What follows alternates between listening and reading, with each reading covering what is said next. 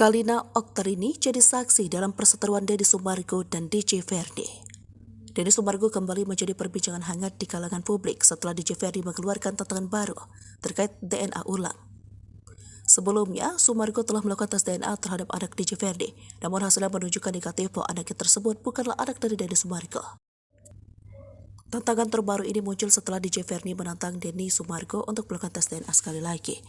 Namun, ia memiliki syarat bahwa tes ini harus dilakukan rumah sakit dan oleh dokter yang dipilih sesuai keinginan DJ Ferdi.